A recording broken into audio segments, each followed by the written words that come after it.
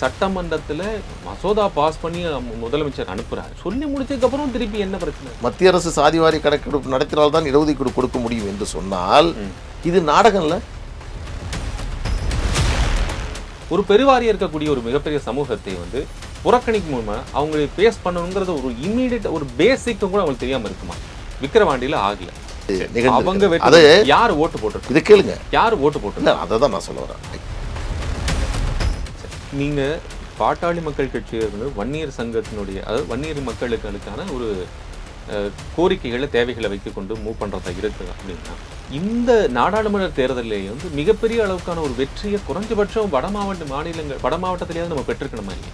நாடாளுமன்ற தேர்தலில் ஒரு திராவிட கட்சிகள், அதாவது திமுக, அண்ணா திமுக இல்லாமல் தேர்தல் களத்தில் நின்று இந்த அளவிற்கான வாக்குகளை பெறுவது என்பது சாத்தியம். அண்டம் கிடுகிடுங்க ஊமை ஜனங்கள் வந்து பேச வைக்கிறீங்க, எங்கள் கோவத்தை சீண்டி பார்க்குறீங்களா, அப்படிலாம் பேசுறதுக்கான அந்த சர்க்கம்ஸ்டன்ஸ் வந்துருச்சு. எங்களுக்கு இன்னும் அதிகமான கோபம் இருக்கிறது.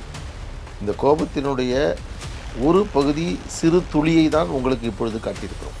இதைவிட கடுமையான கோபம் தமிழக அரசு மீது, குறிப்பாக தமிழக முதல்வர் மீது.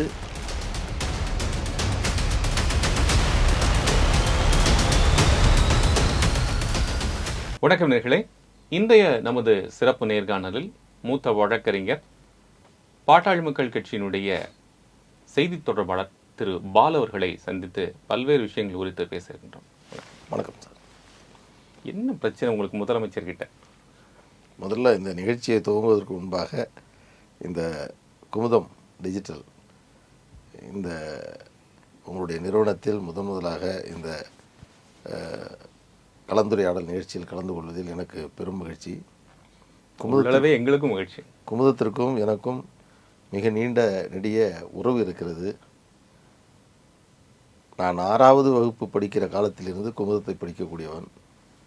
அந்த காலத்திலேயே 1980, 82 இந்த காலகட்டங்களில் குமுதம் மற்றும் பல்வேறு வார தின இதழ்களுடைய முகவராக என்னுடைய தந்தையார் இருந்தார். அதன் மூலமாக எங்கள் பகுதிக்கு வரக்கூடிய அத்தனை புத்தகங்கள், நாளிதழ்கள் அத்தனையும் அதை அந்த கட்டை பிரித்துவிட்டு இப்பொழுதே படித்துவிட்டு அதற்கு பிறகு பள்ளிக்கு செல்லக்கூடியது. குமுதம், கல்கண்டு, முத்தாரம், ராணி காமிக்ஸு போன்ற அந்த காலகட்டங்களில் இருந்த அத்தனை வார இதழ்களையும் படித்து விடுவேன்.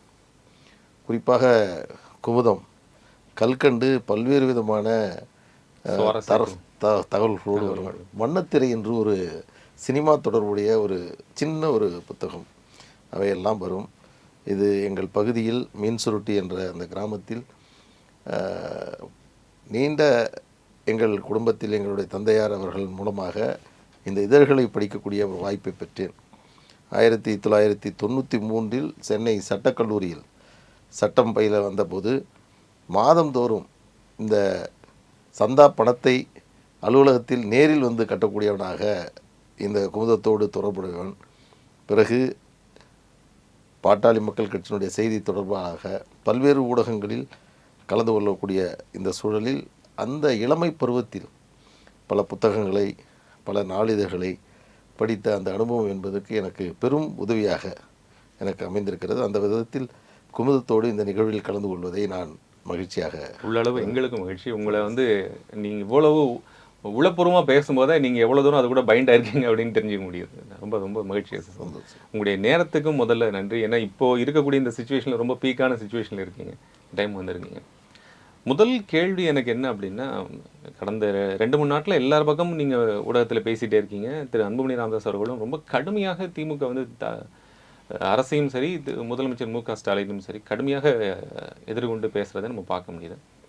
செய்தியாளர் கேட்டுக்கொண்டு நாங்கள் தான் இப்போ உணர்ச்சி வசப்படணும், நீ ஏன் உணர்ச்சி வசப்படுற அப்படின்லாம் கூட பார்க்க முடியுது. என்ன இவ்வளவு கோபம்? என்ன அவர் தான் எல்லாத்துக்குமே சரின்னு தானே சொல்கிறாரு, வேண்டான்னு எங்கேயுமே சொல்லலையே. அதாவது எப்பொழுதுமே ஒரு நம்ப வைத்து ஏமாற்றுகின்ற பொழுது, ஒரு நம்பிக்கை துரோகத்தை நிகழ்த்துகின்ற பொழுது இவர்கள் செய்வார்கள் என்று நாம் நம்புகிறோம், அதை செய்ய தவறுகிறார்கள் என்ற பொழுது இயற்கையாகவே எழக்கூடிய கோபமும் ஆத்திரமும் தான் எங்களுடையது. எங்களுக்கு இன்னும் அதிகமான கோபம் இருக்கிறது. இந்த கோபத்தினுடைய ஒரு பகுதி சிறு துளியை தான் உங்களுக்கு இப்பொழுது காட்டியிருக்கிறோம். இதைவிட கடுமையான கோபம் தமிழக அரசு மீது, குறிப்பாக தமிழக முதல்வர் மீது இந்த சாதிவாரி கணக்கெடுப்பு தொடர்பாகவும் வன்னியர்களுக்கு உள்ஒதுக்கீடு கொடுப்பது தொடர்பாகவும் எங்களுக்கு இருக்கிறது. ஏனென்றால் அந்த நம்பிக்கை ஒளியை எங்களுக்கு ஏற்படுத்தியவர் அவர். ஆமாம், பல பல சர்க்கம்ஸ்டன்சஸில் நீங்கள் போகும்போது பார்த்து பேசியிருக்கீங்க, அவரும் அதுக்கு நான் சொல்லியிருக்கிறாரு. இன்னும் சொல்லப்போனால் பர்சனலாகவே உங்ககிட்ட நான் வந்து கூடிய விரைவில் சட்டசபையில் நான் பண்ணுறோம் அப்படின்னு பண்ணி அதெல்லாம் சொல்லியிருக்காரு. பட் எங்கேயாவது இந்த டியூ சர்க்கம்ஸ்டன்சஸில் பண்ண மாட்டேன் அப்படின்னு அவர் அதை சொல்லியிருக்கிறாரா? தேவையில்லை. ஆனால் அவருடைய செயல்பாடு அத்தகைய முடிவை அவர்கள் மேற்கொண்டிருப்பதை தெளிவாக காட்டுகிறது. எப்படி சொல்லுங்கள்? இதை அவர்கள் சொல்லால் உணர்த்தாமல் செயலால் உணர்த்துகிறார்கள். எப்படி பார்த்தீங்கன்னா, இதற்கான துவக்கம் வந்து 2023 ஜனவரி மாதம் 12ஆம் தேதி தான் இதற்காக ஒரு அரசாணை வெளியிடப்பட்டு அந்த பணிகள் துவங்கப்படுகிறது. முதல் நிலையிலேயே பிற்படுத்தப்பட்டவரினுடைய ஆணைய தலைவராக இருக்கக்கூடிய மரியாதைக்குரிய ஓய்வு பெற்ற நீதியரசர் தனிகாச்சலம் அவர்கள் ஒரு வன்னியர் சமூகத்தை சார்ந்தவர். அவரை கொண்டு ஒரு பரிந்துரையை வழங்கி அதன் அடிப்படையில் இடஒதுக்கீட்டை கொடுத்தால் அது நீதிமன்றத்தால் ஏற்றுக்கொள்ளப்படுமா என்ற பிரச்சனையின் காரணமாக அவரை முதலில் ராஜினாமா செய்ய வேண்டும். நீங்களாம் போய் பேசுனீங்க சொல்கிறாரு. அரசின் சார்பில் போனார்கள். அப்போது என்ன மனநிலையில் அவர்கள் அதை மேற்கொண்டார்கள் என்பதை பார்க்கணும். அதற்கு பிறகு யாரை நீதிபதி பிற்படுத்தப்பட்ட ஆணையத்தினுடைய தலைவராக நியமிப்பது என்று மீண்ட வாதம் நடைபெற்றது. திமுகவினுடைய வழக்கறிஞர்கள், திமுகவினுடைய அரசு அதிகாரிகள் மற்றும் கட்சியை சார்ந்தவர்கள் எல்லாம் யாரையெல்லாம் நியமிக்கலாம் என்று கேட்டாங்க. அப்பொழுது நாங்களும் நீதிபதி பாரதிதாசன் அவர்கள் தேர்வு செய்கின்ற பொழுது நிச்சயமாக செய்யுங்கள் என்று சொன்னோம். ஆனால் அதில் எங்கள் மருத்துவர் ஐயா அவர்கள் ஒரு செய்தியை சொன்னார். நீண்ட காலமாக பிற்படுத்தப்பட்ட ஆணையத்தினுடைய தலைவராக தொடர்ச்சியாக சட்டநாதனிலிருந்து, அம்பாசங்கரிலிருந்து, நீதியரசர் ஜனார்த்தனத்திலிருந்து, KM நடராஜனிலிருந்து, நீதிபதி தனியாச்சலத்திலிருந்து, இப்போ சாதிவாரி கணக்கெடுப்பு நடத்துவதற்காக அனைத்து இந்திய அண்ணா திராவிட முன்னேற்ற கழகம் எடப்பாடி பழனிசாமி அவர்கள் நியமிக்கப்பட்ட நீதியரசர் குலசேகரன் வன்னியர் சமூகத்தை சார்ந்தவர்கள் தான் அந்த இடத்திலே இருந்திருக்கிறார்கள், பாரதிதாசன் தவிர. அப்படி இருக்கின்ற பொழுது இவ்வளவு காலம் இல்லை நம்ம இதை பண்ணுற பொழுது எங்கள் ஐயாவிடம் சொன்னார்கள், ஐயா இது ஒரு பெரும் விமர்சனமாக மாறிவிடும் அப்படிங்கும்போது அப்போ சொன்னார், அரசு இதை செய்ய வேண்டும் என்று சொல்லும்போது அதுக்கு நம்ம ஒரு ஆதரவாக இருக்கணும். அதனால் இது அவங்களுடைய முடிவு, இடஒதுக்கீடு தரேன்னு சொல்கிறாங்க, அதற்கான அதிகாரிகளை நியமிக்கணும்னு சொல்கிறாங்க, பண்ணட்டும் அப்படின்னு சொல்லும்போது மருத்துவர் ஐயா அவர்கள் வந்து அண்டம் கிடுகிடுங்க ஊமை ஜனங்களை வந்து பேச வைக்கிறீங்க, எங்கள் கோவத்தை சீண்டி பார்க்குறீங்களா அப்படிலாம் பேசுறதுக்கான அந்த சர்க்கம்ஸ்டன்ஸ் வந்துருச்சா? இல்லை, அதுக்கு நிச்சயமாக அதுக்கான சூழல் என்பது வெளிப்படையாக கண்ணுக்கு முன்னாடி தெரியுது. எப்படின்னு பார்த்தீங்கன்னா, நான் அதுதான் உங்களுக்கு அந்த சீக்வன்ஸை உங்களுக்கு சொன்னால் தான் புரியும். அப்படி ஒரு முடிவெடுத்து அதற்கு அந்த அடிஷ்னல் டேர்ம்ஸ் ஆஃப் ரெஃபரன்ஸ், அதற்கான குறிப்பானை அதை தயாரிக்கின்ற பொழுது ரொம்ப கவனமாக தயாரித்தாங்க. இப்போ இந்த நிகழ்ச்சியில் 10.5 விழுக்காடு இடஒதுக்கீடு எடப்பாடி பழனிசாமி அவர்களால் கொடுக்கப்பட்டது. அதை நிறைவேற்றக்கூடிய இடத்திற்கு திமுக வந்தது. நீதிமன்றத்தில் வழக்கு தொடுக்கப்பட்டது. வழக்கு தொடுத்த போது கூட அந்த நீதிமன்றத்தில் அந்த வழக்கை திராவிட முன்னேற்ற கழகத்தை சார்ந்த அரசு தலைமை வழக்கறிஞர் சிறப்பாக நடத்தினார். அதே போன்று உச்சநீதிமன்றத்திலும் மிகச்சிறந்த மூத்த வழக்கறிஞர்களை நியமனம் செய்து அந்த வழக்கு நடத்தப்பட்டது. இதை நாங்கள் அப்பொழுது பாராட்டினோம். அதில் எந்த மாற்று கருத்தும் இல்லை. அந்த வாதத்தில், அந்த வழக்கில் எந்த இடத்திலும் இந்த சட்டம் என்பது அரசினுடைய வழக்கறிஞராக நீதிமன்றத்தில் நடத்துகின்ற பொழுது இது அரசியலுக்காக கொண்டு வரப்பட்ட சட்டம், இது தேர்தலை மனதிலே வைத்து கொண்டு வரப்பட்ட சட்டம், இது தேர்தல் தினத்தினுடைய கடைசி நாளில் கொண்டு வரப்பட்டது என்று 2 மணி நேரத்துக்கு முன்னதாக கொண்டு வரப்பட்டது. அப்படி ஒரு வாதம் என்பது அரசால் முன்வைக்கப்படவில்லை. அது அப்போ அரசு என்றால் திமுகவினுடைய நிலைப்பாடு அது அல்ல. நல்லா புரிஞ்சுங்க. அதற்கு பிறகு அந்த வழக்கு நடைபெறுகிறது. அந்த வழக்கில் உயர்நீதிமன்றம் வழங்கிய தீர்ப்பில் பல்வேறு விதமான நிபந்தனைகளை, முட்டுக்கட்டைகளை நீதிமன்றம் போடுகிறது. அப்போ போடுறப்ப தமிழ்நாட்டில் பல சமூக நீதி இயக்கங்கள் இருந்தாலும் கூட பாட்டாளி மக்கள் கட்சி தான் அதை உச்சநீதிமன்றத்திற்கு மேல்முறையீடு செய்தது. அதற்கு பிறகுதான் தமிழக அரசு மேல்முறையீடு செய்தது.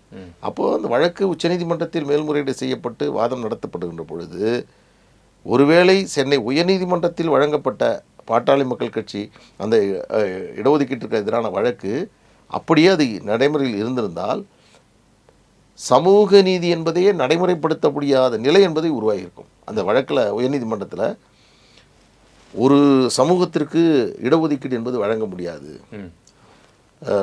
உள்ஒதுக்கீடு வழங்குவதற்கு சட்டத்தில் இடமில்லை, மாநில அரசுக்கு எல்லாம் தெளிவாக தெரிஞ்சு மாநில அரசுக்கு அதிகாரம் இல்லை, மத்திய அரசினுடைய ஆலோசனை இல்லாமல் இதை செய்ய முடியாது, என்ன டேட்டால தேசிய பிற்படுத்தப்பட்ட ஆணையத்தினுடைய ஆலோசனையின் அடிப்படையில் தான் நீங்கள் உள்ஒதுக்கீடை செய்ய முடியும், உரிய தரவுகள் இல்லை. 7 காரணங்களின் அடிப்படையில் அது அந்த தீர்ப்பு என்பது முடிவு செய்யப்பட்டது. 6 கேள்விகள் கேட்டாங்க, மொத்தம் 7. அதில் 6 கேள்விகளுக்கு உச்சநீதிமன்றம் உயர்நீதிமன்றத்தினுடைய தீர்ப்பை ரத்து செய்து எல்லாவற்றையும் உறுதி செய்து ஒரே ஒரு பிரச்சனை மட்டும்தான், அந்த தரவுகள் டேட்டா இல்லைங்க, அந்த விஷயத்தை அது சரியாக இல்லை என்பதை அடிப்படையாக கொண்டு அதில் தான் உச்சநீதிமன்றம் ஒரு பரிந்துரையை அரசிற்கு கொடுத்தது. நீங்கள் விரும்பினால் வன்னியர் சமூகத்திற்கோ அல்லது வேறு சில சமூகங்களுக்கோ அல்லது தொகுப்பிற்கோ இடஒதுக்கீடு கொடுப்பதில் எங்களுக்கு மாற்று கருத்து அல்ல. அதே வேளையில் சமகால, அதாவது கான்டெம்பரரிஸ் என்று சொல்லக்கூடிய சமகால தரவுகளை அடிப்படையாக கொண்டு நீங்கள் இடஒதுக்கீடு வழங்கலாம் என்று அந்த பரிந்துரையின் அடிப்படையில் தான் அந்த அரசாணை என்பது போடப்பட்டது. 3 மாத காலங்கள் கொடுக்கப்பட்ட அந்த அரசாணை, அந்த அரசாணை 3 மாத காலங்கள் முடிகின்ற காலத்திற்குள்ளாக அப்பொழுது கூட அரசு தரப்பில் பல்வேறு விதமான தரவுகளை திரட்டுவதற்கான பணிகள் மேற்கொள்ளப்பட்டது. பிற்படுத்தப்பட்ட ஆணையம் உடனடியாக கூட்டம் நடத்தி அவர்கள் சொன்னார்கள், தற்பொழுது எங்களுக்கு இருக்கக்கூடிய பண்ண முடியாது, எங்களுக்கு அதுக்கான அதிகாரம் இல்லை, அதனால் இது அரசாங்கம் எடுத்து எங்களுக்கு தரட்டும், பிறகு நாங்கள் அதற்கான பரிந்துரை செய்கிறோம் என்று சொன்னார்கள். பிறகு பல கூட்டங்கள் நடைபெற்றது. அந்த கூட்டத்தின் அடிப்படையில் சில தரவுகளுக்கு வழங்கப்பட்டது. அதில் சில விளக்கங்களை சில இன்னும் தெளிவாக வேண்டும் என்கிற கருத்துக்கெல்லாம் நாங்கள் முன்வைத்தோம். அப்பொழுது எந்த பிரச்சனையும் இல்லை. அப்பொழுது இருந்த மனநிலையும் இப்பொழுது தமிழக முதலமைச்சருக்கும் அதிகாரிகளுக்கும் மற்றும் அமைச்சர்களுக்கும் இருக்கக்கூடிய மனநிலையில் மாற்றம் ஏற்பட்டிருக்கிறது. இதுதான் எங்களுக்கான அந்த முரண்பாடு. இப்போ நீங்க இவ்வளவு கோர்ஸ் ஆஃப் ஆக்ஷன்லயும் தமிழ்நாடு அரசு கூட நீங்க ஒத்து போறீங்க, முதலமைச்சர் கூட ஒத்து போறீங்க. இந்த டிலே பண்ணி சட்டமன்றத்துல கண்டிப்பாக இது கொடுக்கணும் அப்படின்னு மத்திய அரசுக்கு அவங்க ஒரு மசோதா பாஸ் பண்ணி முதலமைச்சர் அனுப்புறாரு. இதுக்கப்புறம் உங்களுக்கு ஒரு மத்தியில் அங்கேயே திரு மணி அவர்கள் பேசுறாங்க, இல்லை நீங்களே பண்ணலாம் அப்படின்னு. இல்லை பண்ணா ஏற்கனவே பண்ண அட்டவணை 9ல் சேர்க்க முடியாது அப்படிங்கிறதையும் சொல்றாரு. சொல்லி முடிச்சதுக்கப்புறம் திருப்பி என்ன பிரச்சனை இல்லை. அதாவது இது நீங்கள் தயவுசெய்து கூர்மையாக நீங்கள் ரொம்ப டீப்பாக இதை அனலைஸ் பண்ணியிருக்கீங்கிறதுனால உங்கள்கிட்ட நான் சொல்கிறேன். ஏதோ ஒரு என்ன உங்களுக்கு பிரச்சனைன்னு சொல்லாமல், உச்சநீதிமன்றத்தினுடைய தீர்ப்பை தொடர்ந்து தமிழக அரசு மேற்கொண்ட நடவடிக்கை என்பது தங்களால் முடியும், இந்த அரசு கொடுக்க விரும்புகிறது, உச்சநீதிமன்றத்தினுடைய வழிகாட்டுதலின்படி செயல்படுத்துவதற்கான நடவடிக்கைகளை நாங்கள் மேற்கொள்கிறோம் என்ற அடிப்படையில் செயல்பட்டவர்கள். அரசாணை வெளியிட்டது 12/1/2023 அரசாணை தெளிவானது. சாதிவாரி கணக்கெடுப்பு நடத்த வேண்டும் என்பதோ அல்லது மத்திய அரசால் தான் இது நடத்த முடியும் என்பதோ நிலைப்பாடு அது அல்ல. நல்லா புரிஞ்சுக்கிங்க. அன்றைக்கே பிற்படுத்தப்பட்ட ஆணையத்திற்கு பரிந்துரை செய்யப்படுகிறது, அதற்கான பணிகள் என்பது மேற்கொள்ளப்படுகிறது. அப்படி இருக்கின்ற பொழுது 2 வருடங்கள் கடந்த பிறகு ஏறக்குறைய ஒவ்வொரு தருணத்திலும் நாங்கள் மீண்டும் மீண்டும் அரசை நாங்கள் கேட்கின்ற பொழுது இதோ இப்போ செஞ்சிடறோம், பிறகு செஞ்சிடறோம், அதை உடனடியாக செஞ்சிடறோம் என்று அவர்கள் சொல்லி அதன் காரணமாக தாமதப்படுத்தப்பட்டு இப்பொழுது அரசினுடைய நிலைப்பாடு நான் நல்லா கவனிச்சிங்க. அந்த வழக்கில் 10.5 வழக்கில் உயர்நீதிமன்றத்திலும் உச்சநீதிமன்றத்திலும் நாங்கள் தோற்று இருக்கிறோம். ஆனாலும் கூட இந்த வழக்கில் அரசு சரியாக வாதிட்டார்கள் என்று நான் சொல்கிறேன்.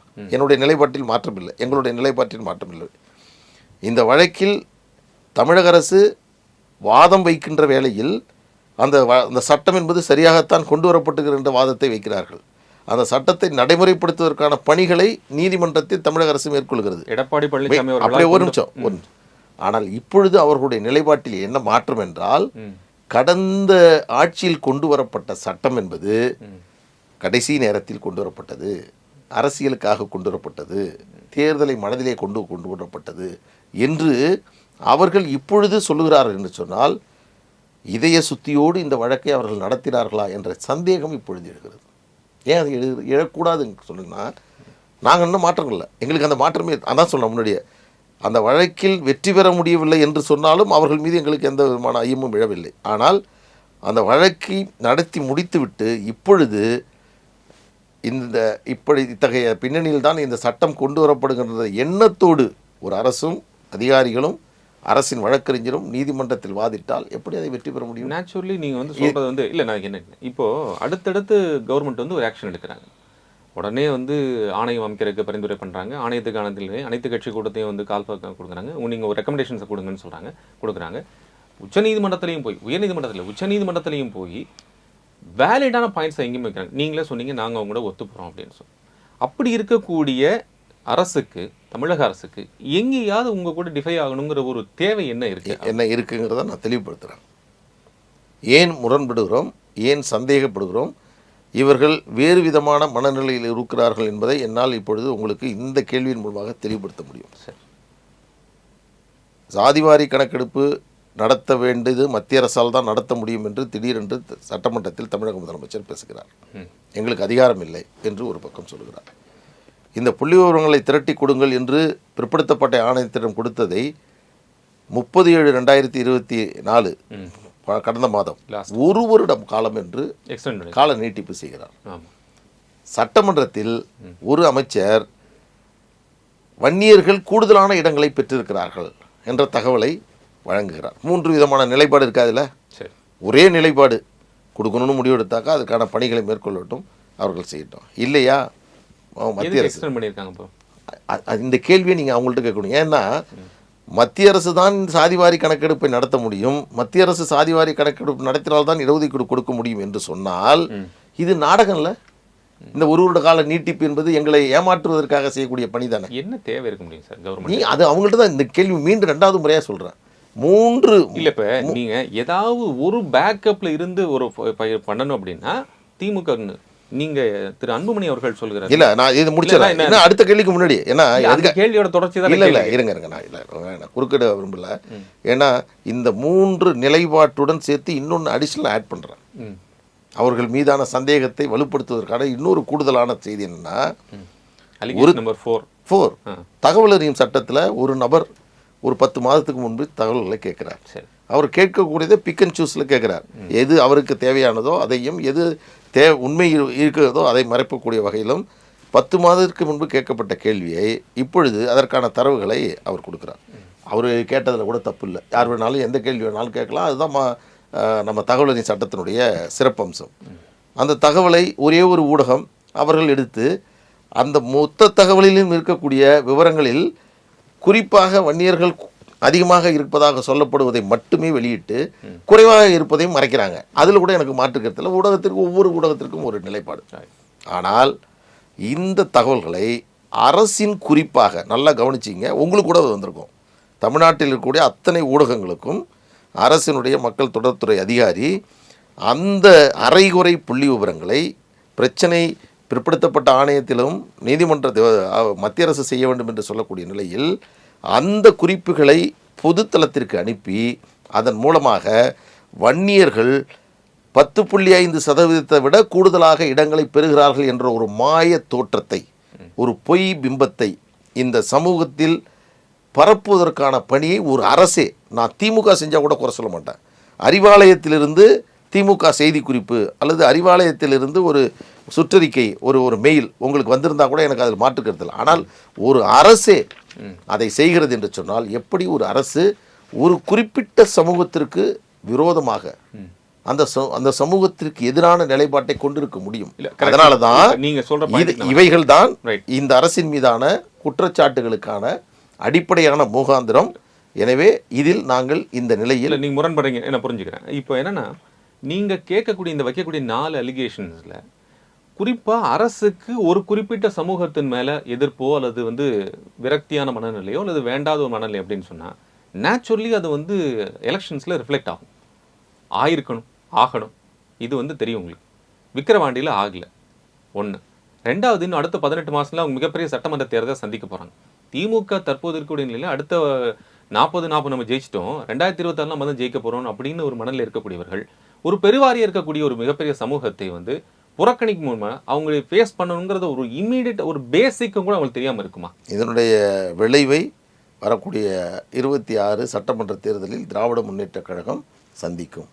அது அவங்களுக்கு தெரியுமா தெரியாம? அதுதான் அது வந்து அந்த தேர்தல் தோல்விக்கு பிறகுதான் அவர்கள் கண்ணை விழிப்பார்கள். இப்பொழுது சார் நீங்கள் நிறைய சொல்லிட்டீங்க. ஒன்று சொல்லிடுறேன்.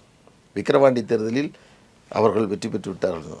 இல்லை, விக்கிரவாண்டி தேர்தலில் பாட்டாளி மக்கள் கட்சி தான் அங்கே வெற்றி பெற்றது. அவருடைய இலக்கு அங்கே இதுவரையில் இடைத்தேர்தல் வரலாற்றில் 57,000 வாக்குகளை பெற்றது என்பது பாட்டாளி மக்கள் கட்சி அந்த இடத்தில் எல்லாவற்றையும் எதிர்த்து நாங்கள் இந்த இடத்துல பண்ணியிருக்கோம். இடைத்தேர்தலை சந்திக்க மாட்டோம் என்று சொன்ன பாட்டாளி மக்கள் கட்சி அந்த இடத்துல நிச்சயமா எங்களுடைய அது அவசியத்தின் அடிப்படையில் அந்த முடிவு எடுத்தோம். அதில் முக்கியமாக சொல்ல வேண்டியது என்னென்னா, தற்பொழுது இருக்கக்கூடிய திமுகவினுடைய கூட்டணி பலம் அவர்களுடைய கண்ணை மறைக்கிறது.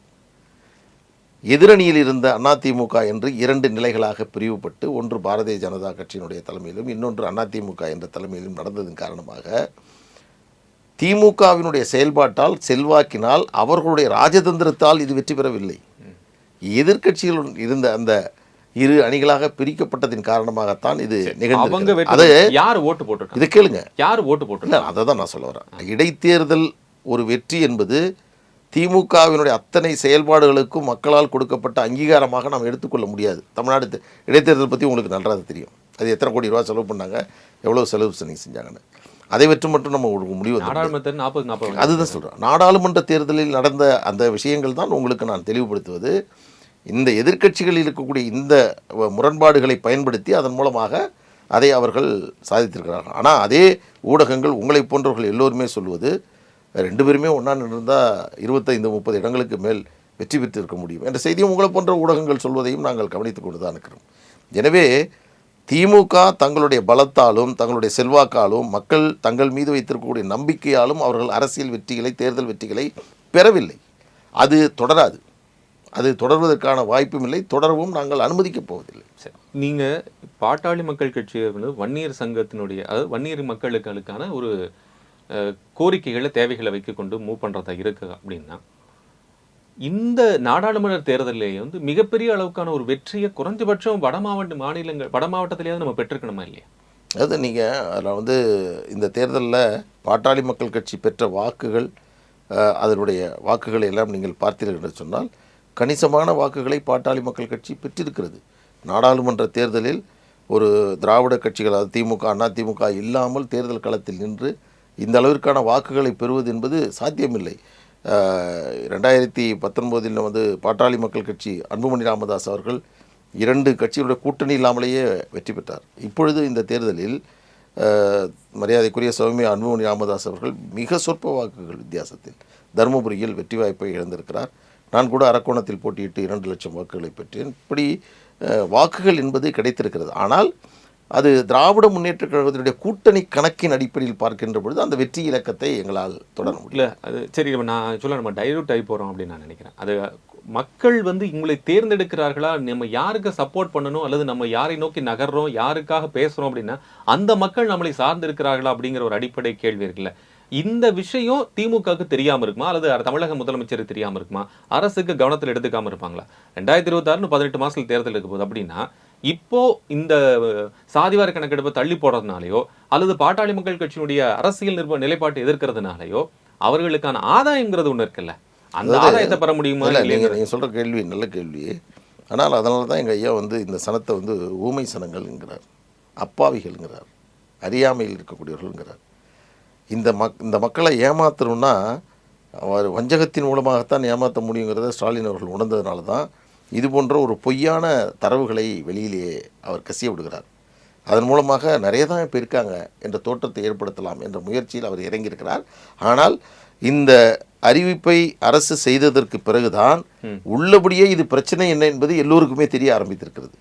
இல்லையென்றால் பலருக்கும் இது தெரியாமல் கூட போயிருந்திருக்கலாம். நாங்கள் எடுத்த முயற்சி, இந்த நாம் இடஒதுக்கீடு தொடர்பாக நடந்து கொண்டிருக்கக்கூடிய இந்த பிரச்சனைகள் என்பதே இது போன்ற ஊடகங்களுக்கு வருவதற்கான வாய்ப்பில்லாத சூழ்நிலை ஏற்பட்டிருக்கும். ஸ்டாலின் அவர்களுடைய அருகில் இருக்கக்கூடியவர்கள், அவருக்கு ஆலோசனை வழங்கக்கூடிய இடத்திலே இருக்கக்கூடியவர்கள் தனிப்பட்ட முறையில் பாட்டாளி மக்கள் கட்சியின் மீது வன்மம் கொண்டும் இந்த சமூகத்தின் மீது அவர்கள் இருக்கக்கூடிய வெறுப்பின் காரணமாக தவறான தகவல்களை தமிழக முதலமைச்சருக்கு வழங்கி கொண்டிருக்கிறார்கள். குறிப்பாக திமுகவில் இருக்கக்கூடிய வன்னியர் சமூகத்தை சார்ந்த தலைவர்கள் இந்த சமுதாயத்தினுடைய வாக்குகளை பெற்றுவிட்டு அதன் மூலமாக இந்த சமுதாயம் சேர்ந்து வளர வேண்டும் என்று நினைத்தவர்கள் தான் இதற்கு முன்பு திமுகவில் பெரும் தலைவர்கள் இருந்திருக்கிறார்கள். குறிப்பாக வீரபாண்டி ஆறுமுகம் அவர்கள், மதுராந்தகம் ஆறுமுகம் அவர்கள், அதே போன்று எம்ஆர்கே பன்னீர்செல்வத்தினுடைய தந்தை முட்டம் கிருஷ்ணமூர்த்தி போன்றவர்கள், இவர்கள் எல்லாம் வன்னியர் சமுதாயத்தை சார்ந்தவர்களாக இருந்தாலும் கலைஞர் அவரிடம் நேரடியாகவே எங்கள் சமுதாயத்திற்கு இதை செய்யுங்கள், இப்படி செய்ய வேண்டும் என்று வந்து திரு துரைமுருகனையோ திரு சிவசங்கரையோ இந்த லிஸ்ட்ல வந்து அவங்கெல்லாம் ரொம்ப க்ளோஸ்ல இருக்காங்க, அவங்க வந்து எடுத்துக்க மாட்டீங்க. ஐயா இருங்க, நான் என்ன சொல்ல வரேன்னா, அப்படி அந்த நேரத்தில் கலைஞர் அவரிடம் அதை பேசி செய்ய சொல்வதும், தேவைப்பட்டால் ஐயாவிடம் சொல்லி கொஞ்சம் சரியில்லாமல் இருக்குது 2 வாரத்தை சேர்த்து பேசுங்க என்று சொல்லி அதை நிறைவேற்றக்கூடிய பணிகளையும் அந்த நேரத்தில் செய்திருக்கிறார்கள். ஆனால் இன்றைக்கு நீங்கள் அந்த பேரெல்லாம் சொல்லிட்டீங்க, நான் சொல்லவே கூடாதுன்னு நினச்ச பேர். இன்றைக்கு இருக்கக்கூடிய திமுகவில் இருக்கக்கூடிய தலைவர்கள் இந்த சமூகத்தினுடைய பலத்தால் தான் அனுபவிக்க வேண்டும் என்று நினைக்கிறார்களே ஒழிய, தான் சார்ந்த சமூகமும் வளர வேண்டும், அவர்களுக்கு நல்லதை செய்ய வேண்டும் என்ற மனநிலை என்பது அவர்களிடம் இல்லை என்பது மிக தெளிவாக நமக்கு தெரிகிறது. இல்லை என்றால் வன்னியர்கள் அதிகமாக பயனடைகிறார்கள் என்ற செய்தியை சமூக நீதி என்றால் என்னவென்றே தெரியாது. அது முடிச்சிடறேன். ஒன்று முடிச்சதான். நீங்கள் நல்ல கேள்வி கேட்கும்போது நான் சொல்லாமல் இருக்க முடியாது. அந்த கேள்வியை மரியாதைக்குரிய அமைச்சர் சிவசங்கர் அவர்கள் சட்டமன்றத்தில் சொல்லும்போது, தைலாபுரத்திலிருந்து ஏதோ ஒரு குரல் ஒலிக்கிறது என்று சொன்னார். தைலாபுரத்திலிருந்து ஒலிக்கிற குரல் கலைஞருடைய கண்ணுக்கு தைலமாக தெரிந்தது. இன்றைக்கி இவர் வந்து 2வது 3வது தலைமுறையில் இருக்கக்கூடிய சிவசங்கருக்கு ஏதோ ஒரு குரலாக தெரிகிறது. இந்த குரல் தான் நீங்கள் அமைச்சராக இருப்பதற்கு காரணமானது. இந்த குரல் தான் திமுகவில் வன்னியர்களுக்கு இடம் கிடைப்பதற்கு, பிற கட்சிகளில் இடம் கிடைப்பதற்கு காரணமாக இருந்த குரல் அந்த குரல் தான். அந்த குரல் தான் 20 விழுக்காடு இடஒதுக்கீட்டை தமிழகத்தில் பெற்றுத்தந்த குரல். அந்த குரல் தான் இன்றைக்கு ஊடகத்தில் உங்கள் முன்னால் நான் அமர்ந்து ஒரு வழக்கறிஞர் என்ற அதிகாரத்தோடு பேசுவதற்கான அந்த வழக்கறிஞர் என்ற அந்த படிப்பை எனக்கு கொடுத்தது அந்த குரல். இப்படி ஊமை சினங்களாக கிராமப்புறத்தில் ஏழை எளியவர்களாக, பாட்டாளிகளாக, உழைக்கும் வர்க்கமாக ஏறுபிடித்திருந்து கொண்டிருந்தவர்களை அவர்கள் அரசு பணிக்கும் அதிகாரிகளுக்கும் ஒரு கல்வி பெறுவதற்கான பணிகளை ஆற்றிய மிகச்சிறந்த ஒரு அரசியல் தலைவராக, ஒரு தன்னலமில்லாத ஒரு தலைவராக, எந்த பதவியிலும் அமராத ஒரு தலைவர், ஒரு சமூக நீதிக்காக போராடக்கூடியவர், தேர்தலில் போட்டியிட மாட்டேன் என்று சொன்னவர், அப்படிப்பட்ட ஒரு உன்னதமான தலைவர் இன்றைக்கு தமிழ்நாட்டில், இந்தியாவில் அவரை போன்ற ஒரு தலைவரை சொல்ல முடியுமா? ஆனால் அவர் ஏதோ ஒரு குரல் என்று சொல்கிறார். இதற்கெல்லாம் நல்ல பாடம், நல்ல வெகுமதியை விரைவில் சிவசங்கர் அவர்களும் தங்கள் சமூகத்திற்கு செய்ய வேண்டிய கடமைகளை செய்ய தவறிய திமுகவில் இருக்கக்கூடிய தலைவர்களும் நிச்சயமாக பெறுவார்கள். இது ஏதோ கடந்து செல்லக்கூடிய விஷயம் அல்ல. ஏதோ இன்றைக்கு நாம் பேசிவிட்டு அடுத்த பிரச்சனை வந்த பிறகு நாங்கள் இதை கடந்து விட்டு செல்ல மாட்டோம். இந்த நிலைப்பாட்டை கொண்டு வன்னியர்களுக்கு இடஒதுக்கீடு தருவோம் என்ற நிலைப்பாட்டில் இருந்து திமுக மாறுகிறது, வழுவுகிறது என்று சொன்னால், திமுக என்ற இந்த சரித்திரம், சாம்ராஜ்யம் வன்னியர்கள் எதிர்த்ததாலேயே